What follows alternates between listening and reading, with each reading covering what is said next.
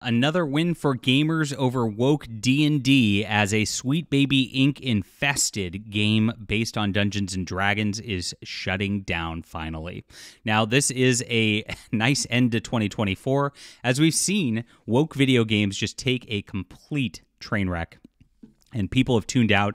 As soon as Cabrutus made the Sweet Baby Inc. detected list, gamers just walked away. And you just need to continue to do so, guys.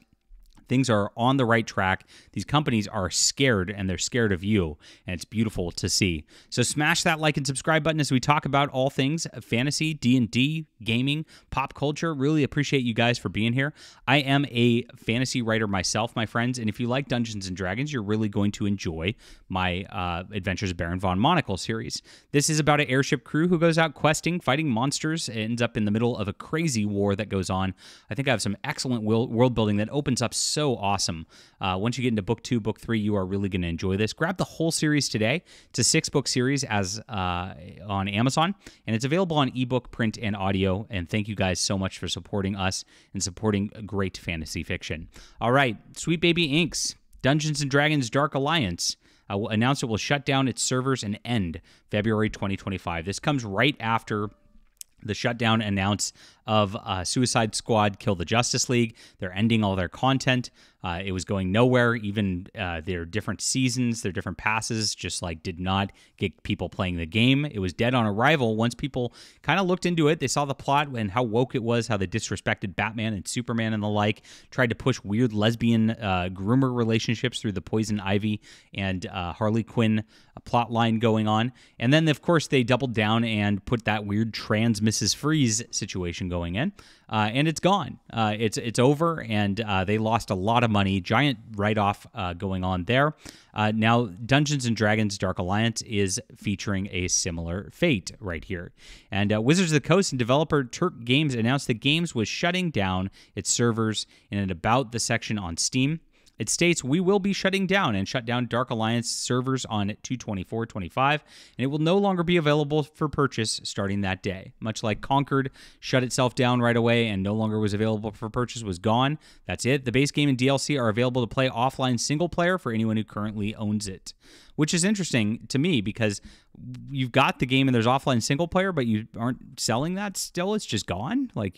Okay, whatever. Goes to show that there's not much to this game whatsoever that was worth playing whatsoever. Dark Alliance brings to life a world of Dungeons & Dragons, an explosive action brawler filled with real-time combat and dynamic co-op.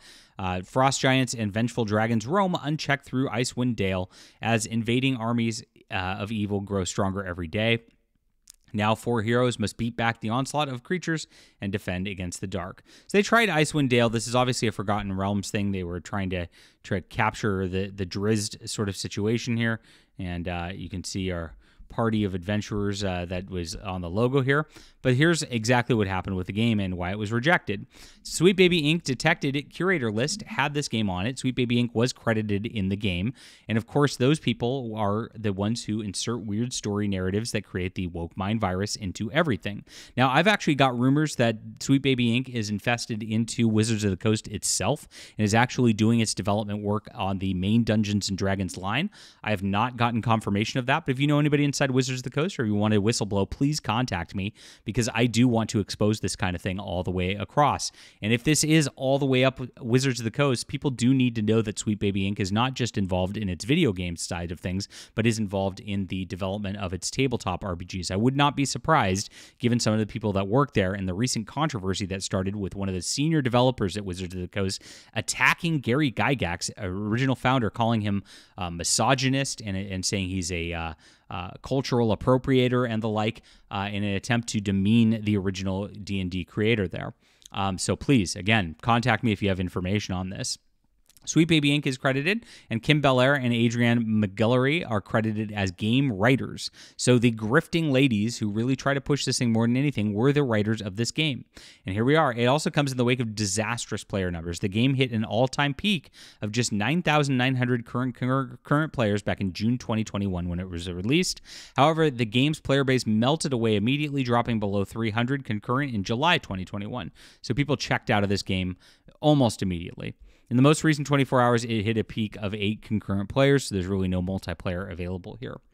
Numerous reviews lampooned the game for releasing in a buggy state, like every woke mind virus game. They don't actually focus on the gameplay. They don't actually get their game right. They're too busy trying to worry about the drowse genders and the like to do anything about it, and this is exactly why these games fail every single time.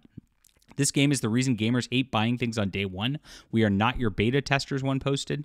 This game is basically still an alpha being shipped as a complete game, maybe later, not now. Still another wrote, was having fun with the game till a few friends, a few glitches here and there, nothing to game break until my character reset to level 1 after a load screen from a mission. Was going to suck it up and just level again, but the character was fully bugged, couldn't gain the XP. Googled the problem in case there was a fix, found out it's been a big problem since day of release. I would wait for the game until severe breaking things like this are fixed. Absolutely crazy. But again, this is what the woke do. They're completely incompetent. They have no idea how to make games that work well. This is again, you just go into the new additions to Dungeons and Dragons, and the games are just not fun. There's no danger for player characters anymore. They've changed all the rules to where it's like basically a kiddie pool version of D&D from what it used to be. And it doesn't work. It's not fun. And this is what it is. You are the beta testers. The reason that, of course, in D&D, they're doing one D&D also, where they're continually updating things, is because you are the beta testers in progress, and you're going to pay a subscription for the process. And that's what the video game system's done for a very, very long time. Video games are like the model now for what Wizards of the Coast is doing. You have a subscription service, you have season passes, you keep it going, you release a buggy game that's not ready yet just to kind of milk your player base, and then you tweak it as things go along using those player base as beta testers. This is how they think of you. They do not respect you as players, they do not respect you as gamers, they don't respect the lore of their own history. They hire people like Kim Belair to write Dungeons & Dragons Icewind Dale, which is a beautiful property that R.A. Salvatore, of course, made a beautiful bunch of books of back in the day. And of course, this is going to be a bastardization of that as well. And so, but you can't even get through it because of the buggy player characters. Absolutely crazy, but it is shutting down. People didn't play it. People rejected it right away. And that's what's going to happen to all of this stuff. It's just another reminder that these people don't have any like actual players. They don't have any game experience. They don't create anything that anybody loves. They just twist and murder the properties that you do love every single time. And they keep getting hired over and over and over again. Now, these game developers have not quite learned their lessons yet, so all you have to do, guys, is just stop playing these games for the next 2-3 years. Make sure to flatten the curve on this. Make sure to alert your friends when there are woke games like this and when there are Sweet Baby Inc. people involved in developing games like this so that they don't buy the games either, and we will just continue to win and continue to watch as these woke mind virus games keep getting shut down at rapid clips. All right, leave a comment down below with what you think about this. Hilarious stuff. Hit the like and subscribe button, my friends, and please check out some great fantasy. It's in the description below. 6-book series, and you will love this ebook, print, and audio. Thank you so much for reading. We'll be back soon.